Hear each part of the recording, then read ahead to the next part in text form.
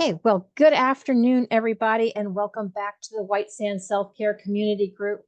I am your host, Flora Cross, and your resource for education, connection, and collaboration to unique individuals all around the world that will help support you in your journey in life.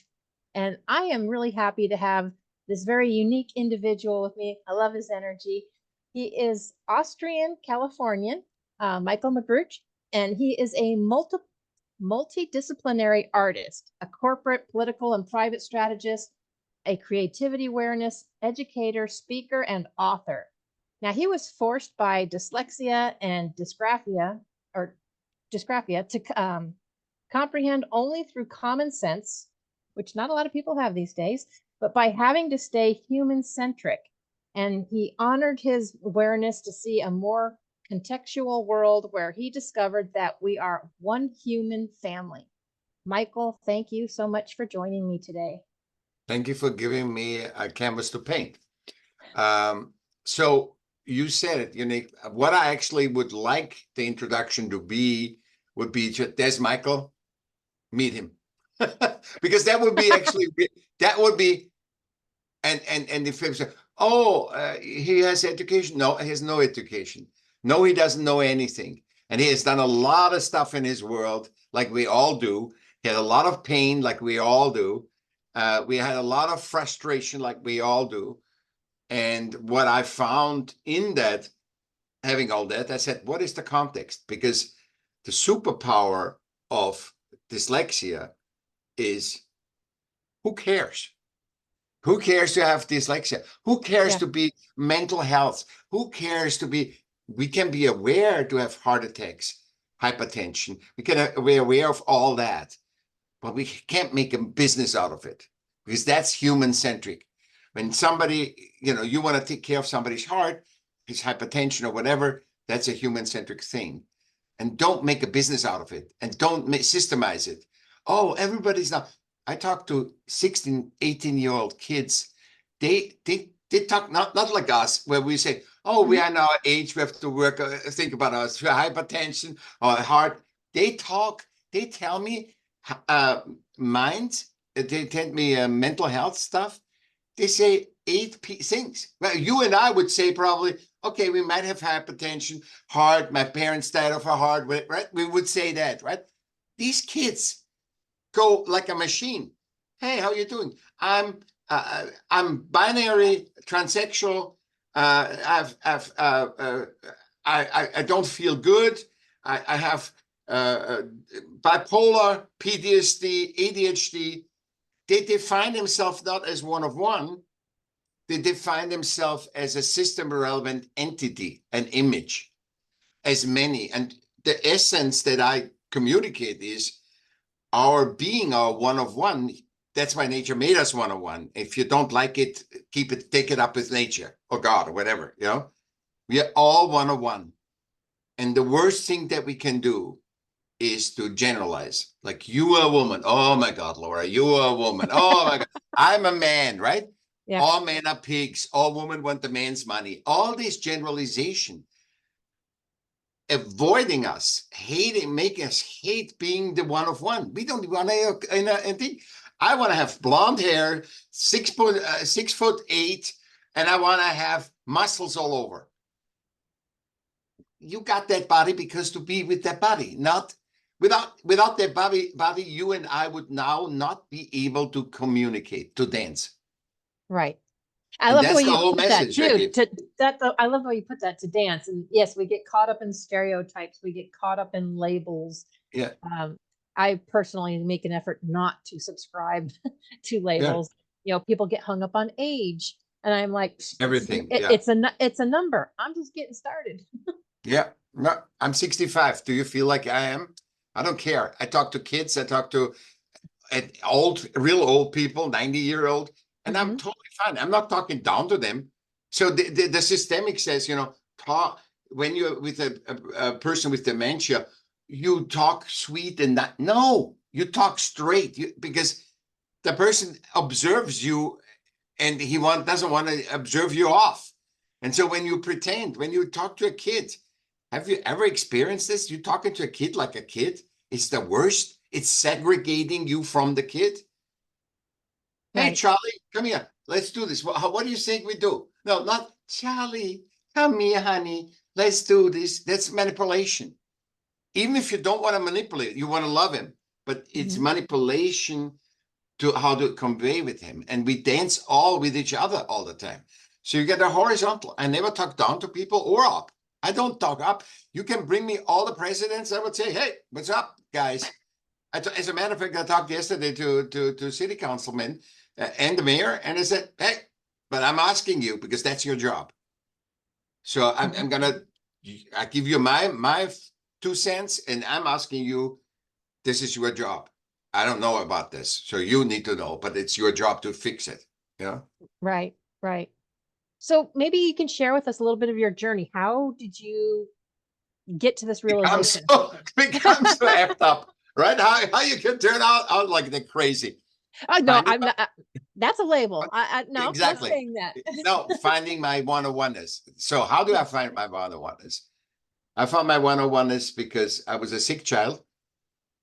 And when I was 7, because I was sick, I got to school at 7 instead of 6.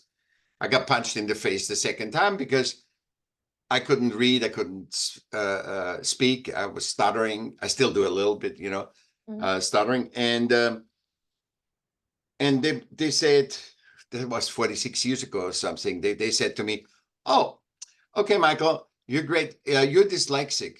They didn't even say dysgraphia yet. They say you're dyslexic. So you still have to read everything else. It's just like, you're a woman, you have to be still like a man, or you have to, it's just this labeling that never works. And I couldn't. I did 8 classes of school, and I had to repeat 2 because I couldn't. In Europe, they let you repeat. You must repeat if you want to go on. Right. So you have to be system relevant to move on to the next level. Yeah. So, you just totally lost my train of thought here. Yeah. So going through all of that, so that's how. But you discovered, like you said, how'd you come about the one of one? So basically, we're talking about treating Yeah. people as equals, correct? Yeah. And so And I wasn't aware of anything. Laura, till 52, I wasn't aware of anything. Okay. So I just pushed the wall, tried to be system relevant, pushed it, be tough, try to, oh, you're just, self-shaming. I was just like, you're just not good enough. Like everybody feels it's like not good enough. Yeah. It's like, not only I feel that, everybody feels, and there's no reason to feel that because we are all one-on-one. How can we feel that? And that's, I learned 52 years it take me to learn. Yes, because the reason why we are the way we are, because when you're in this system relevance that we are all supposed to be whatever is right, and the system never defines what right is, right? So it only says when you're wrong. It doesn't say when you're right. So if you do something new wrong that the system hates, then that becomes a law and becomes wrong. But basically, never say, okay, to be a regular human being, enjoy life and be fulfilling life, you got to do this in the system. It doesn't say that. It says, no, you're wrong. No, you're not good enough. No, you're the. So I was for 52 years pushing that on, but there was a drive in me, which I connected to creating art. Because art creation, not the product, the creation. Product saved me first, like we all adolescent, we are ready to kill ourselves, and all of a sudden, oh, there's this song, or I see that movie, and all of a sudden, I don't feel I'm so bad because there's other people also that have this. And then the art creation allowed me, so I loved music. So I started DJing. I made mixtapes, sold them out of my trunk, become a producer of fashion shows, make music for fashion shows, and produce fashion shows. Then for example, and I was very creative. So there was a fall collection in vanilla and strawberry, and I gave the models, I gave vanilla spray and strawberry when they walked the runway. So, and the people said, oh, they loved it. So I always had these ideas how to be creative.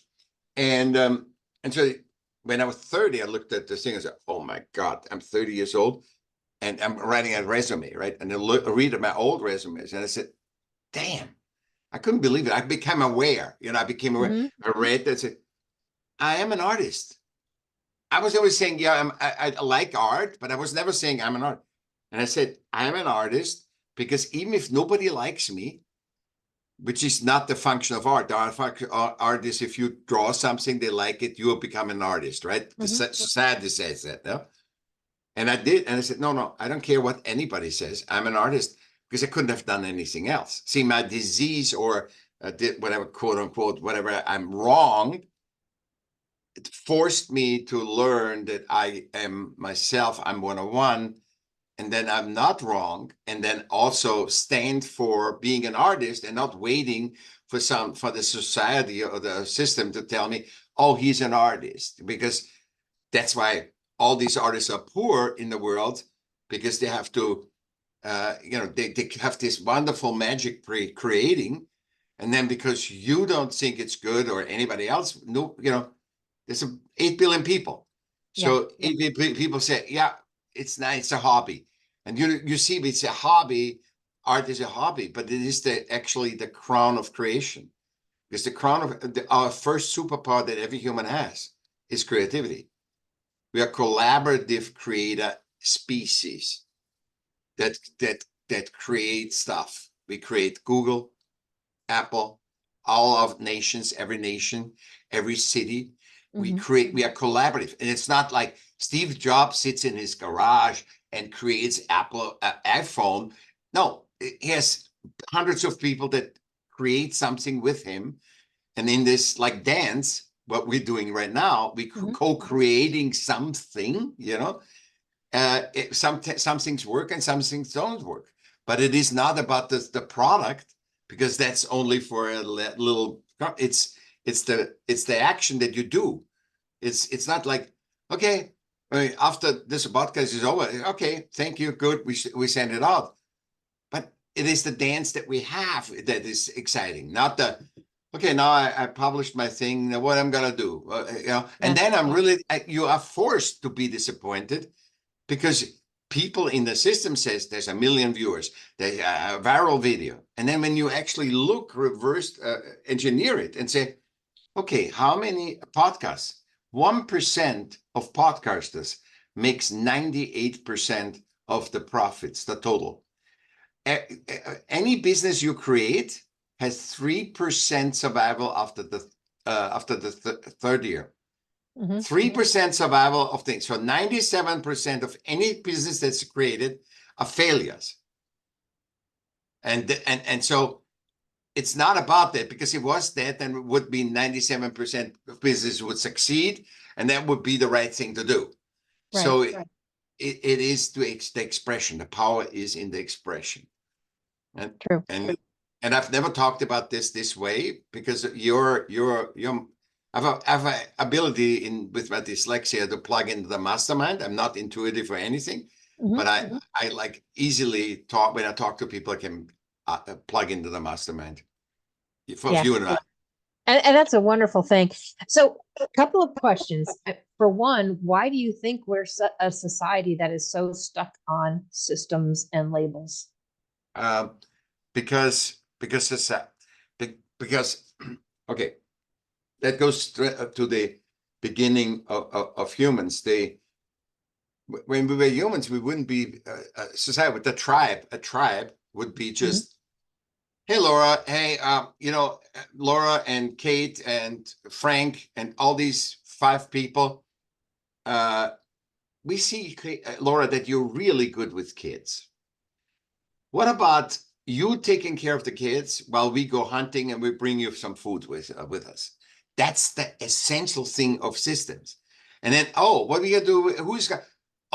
Frank is super with horses. Let's take care of all the animals. Or, let's take horses, and Pam is really good with the chickens. Let her take care of the chickens. And that's what the essential thing is. We're sharing, also we're co-creating and co-sharing, and everybody contributes. But not, whoever is here and wants to make money, takes care of the horses. No. It's the one that's essence, that loves to do the horses. So it's a win-win-win-win-win situation. But then capitalism came, and the systems also, people take advantage of people. But we didn't see ourselves as humans as one of oneness. We saw ourselves, there's man, there's woman, there's a different race. That's how we saw each other. And so we didn't see each other. Oh, Laura is more feminine, is more masculine than Michael. Michael is more feminine than the most feminine girl. You see, it's like, that's just the labels make us so off. It makes every information off. If I look at you as one of one, I see you in the real light. So when that happens, it's so we generalized, and then people took advantage. So people that were really of the system. So there was a war system, or a system where we can have wars, a tribe that fought wars, or the leader thinks the more tribes we attack, the more we can win, the richer we get, because he is really afraid of being poor. Because it's not a natural human thing to just take more and take. It comes from a fear. It's fear driven. Every leader that takes over has war, is fear driven, and is completely disturbed, and is not in touch with his people. Why? Because the system, and in these days, the system says, Laura, when you come up there, when I sell you, I make your leadership course, I'm going to sell you leadership. So when you get up there, you got to be a leader. Now you think, oh, if I'm finally a leader, or like Elon Musk or Jeff Bezos, then I can finally be what? My one-on-one. I make my decision. So why not be one-on-one before? Then you'd never have to be a leader, because a leader is the least free person, the most controlled person, and the least human-centric person, because he has to be in the system. Because, yeah, there's leaders in tribes, but not leaders in tribes that where there's such a difference between the common and the top. So there's an elephant leader, right? There's a lion leader, but he's not better. There's not one lion that is in charge of the whole plane of everybody. And so Elon Musk and Jeff Bezos and these people, they can have countries. They have so much value, system value. It's not real value, but the real value is what the earth gives you, right? The water, that's the real value. The minerals, the treasures that the earth supplies to us, which they are supposed for us, for all, because we are a part of nature. And you have to, and I know you swim with the dolphins and stuff. Your experience with that gets you into this, it gets you into that understanding that we're all one-on-one, even the dolphins, because they might be funny and bad dolphins, and they have their personalities, and we have to dance with them. And if some dolphin doesn't want to dance, then he plays something else. He plays with a fish. But it's like some dolphins want to play with humans, and they play with humans. So that is that's how it became. And then the real thing is, when we got the internet, this is why we're all shifting now, because the internet came in and we learned about niches. So I said, I always swim with my dolphins. Oh, there's Laura. Okay, it's a niche, swimming with dolphins. The other people says studying dolphins. The other said, dressing dolphins up. I don't know, or whatever. But, so it's all these niches, which make you also think, I'm not wrong. Laura is the same. So all of a sudden, people say, oh, you guys are stupid dancing with swimming with dolphins. And that is lowered when I have you in my niche.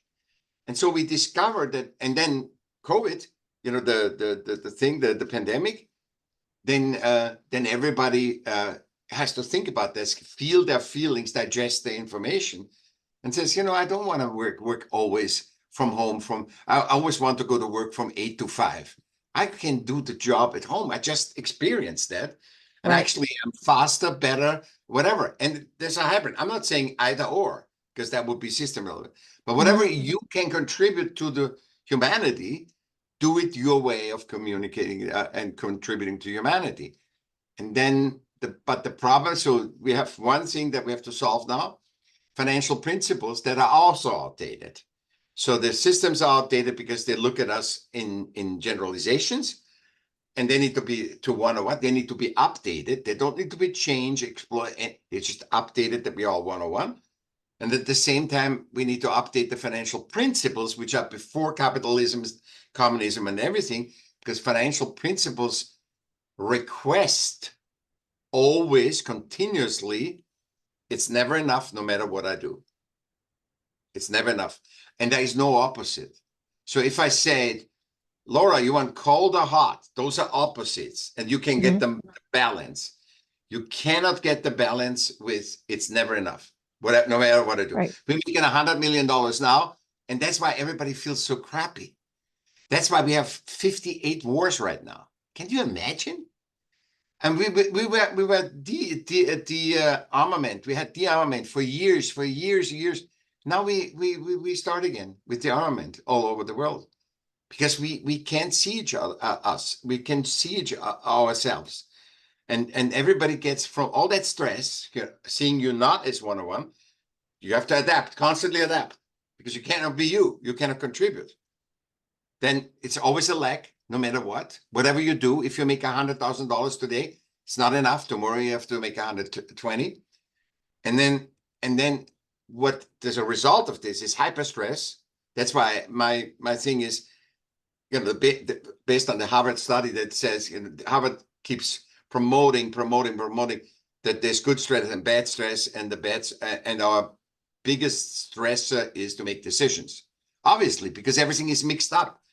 And so with my human-centric and system-relevant segregation in your mind, that you understand it. Okay, I'm now with Laura, and I need to dance the best I can. I don't need to worry about how many people are going to look for this. I don't have to pretend to do that a lot of people look for this. I have to do the best in the moment that I can do. And so this is the whole thing comes down. We need to get a balance. We need to, and that's really good, because we spread the word so people can think about it, because I don't have a solution. But when we all think about it, I know we can solve anything, because I've solved so many problems alone, just from human-centric versus system-relevant. So you're very linear in the system-relevant. You say, hey, this costs that, you pay me, I get it, see you. That's like, it's not like, oh, but could I get a discount? Could I make it this? No. You want it, you get it, you pay it. That's it. Yeah. So no mixing. And then if we get the balance in the financial principle, with the one of oneness, I think those two things will make heaven on earth. And systems should not be exploited. See, the outdated systems are exploited because people just take advantage of them. They use them for war. They're taking all the money. Then they collapse, and then they either collapse and get bankrupt, or they have to war. It's the only two outcomes is when you take advantage of a system and not see it as an artwork. And now I will tell you the peak of that. In wars, what is the first thing that is destroyed? Not the nuclear plants that they have, not anything else. Churches, as a thing of worship, where humans actually one of ones meet and can talk. And the other thing is, what is the other thing? Well, now my nerd never spring. No, it's the churches and culture. Culture, the thing where I congregate again in a museum, boom. Also, history makes you forget you are one of one. Because when you have history, when you have a culture, you remember, you can relate to something. So when I destroy that, and I destroy also all the churches where people congregate, I'm erasing all the memory, and I give you a new things of what the new world is. And it's a systemic world. It's never a human world. Yeah. That's to me, a lot of it is I think if we could take the judgment out and the perception, because like you said, there really is no right or wrong. It's your perception. No. It's my perception. Exactly. We're entitled to it. Right. Exactly. Yeah. Yeah. Yeah. I think the world would be a better place if we could take the judgment out of it And, people have the right to be who they want to be and what they want to do, and not what's expected of Yeah. them to do. I love seeing people that kind of ditched the systems and found their own way. They're making a difference, and you can tell they're happy doing it because it just lights them up. Yeah. Yeah. And it lights all the other ones, because I'm truly light up because I'm inspired. You're not motivated, Yeah. inspired. Motivated is the system world. Is this a reverse engineer? So if I'm inspired by myself, by my unit, and that's what one-on-one does. It inspires you. It inspires you because you see, it's not a mistake that I was born. Because nature doesn't make mistakes. Sorry, I'm sorry that it doesn't make mistakes. And you can take it on up with nature anytime, or God, or whatever. You are born as one-on-one. And there's not too many people on this earth, because if the earth doesn't need you, you're dead. You're gone. It's just like, let's do an earthquake, let's do a hurricane. And if the earth thinks, okay, if the humans are destroying the earth and whatever, it will take care of it. Trust me, it will not. It is so much older and so much wiser than we. And as you know from nature, right? It is so much, there's so much more wisdom in that. So if the case, also the earth would be in a way that would make something that we wouldn't create lives. It would, for some, there would be something, all of a sudden women wouldn't give birth. And they couldn't create it. We couldn't create humans. And the dinosaurs are gone. The Right. earth kept going on. So if we were like the dinosaurs, not good for the earth, we are gone. Yeah, absolutely. We are almost out of time. So, Michael, what is on the horizon for you? Nothing, no goals. Okay. Laura, no goals, no goals. No, It is what it is. I'm you're just dancing. living life and enjoying it as you go. I'm not rich or anything. I'm just living, hand to mouth. But But you're happy. I'm totally happy. And I say, why would I need a Ferrari when I'm already fulfilled? I mean, see, this is the other thing. When you have the promise, the false promise with the system relevant, and I'm gonna, did I send you my system relevant, human-centric? I send it to you. We can add it to your episode so the people can read it. And it's so good because it's just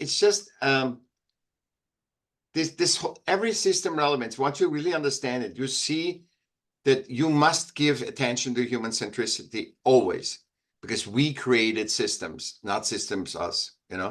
Right. And that's why you can also easily change it. Not saying, "Oh, I'm lost. I can't do this." No. We have to go in war. No. We created. We can not do it. And not saying, "Oh, we have to increase our military budget and we have to kill more people." No, we created it. What about talking with each other? Yeah. Yeah. Where'd the communication go? That got kind of lost sometimes, but Yeah, yeah, it's true. I mean, there's podcasting. nothing that says you have. There's nothing that says you have to do this. You don't have to make a ton of money. To me, it's what fulfills you and makes you happy. And that's what And life should be about. everybody's fulfilled in a different way, because what Absolutely. fulfills you is not mine. Or what fulfillment, the master thing of fulfillment is, the godly thing is that fulfillment is the feedback loop for you that you are on the right path.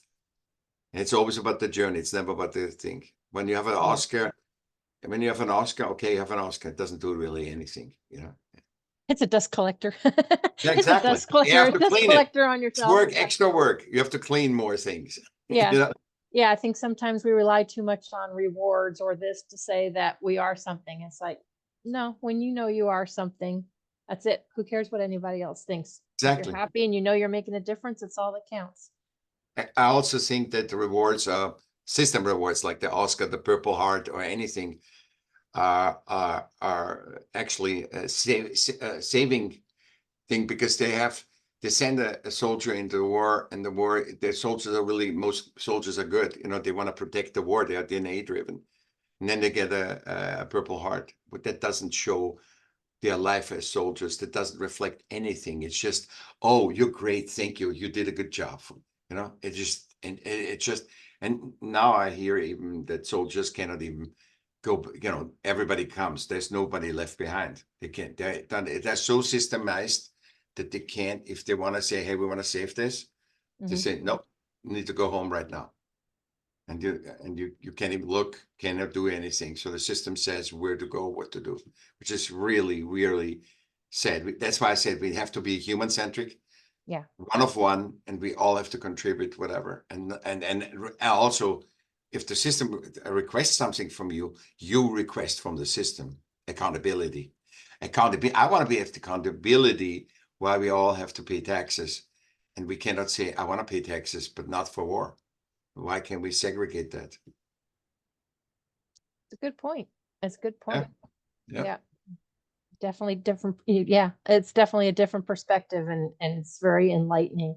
So I want to thank you so much for taking the time and sharing that with everyone, because I think we could all be a little more human-centric. We get too caught up in systems, labels, and yeah, I think we'd be much happier if we did. So I will make sure we share your human-centric. It'll be in the description and stuff and the comments, so that anyone that wants to can check that out.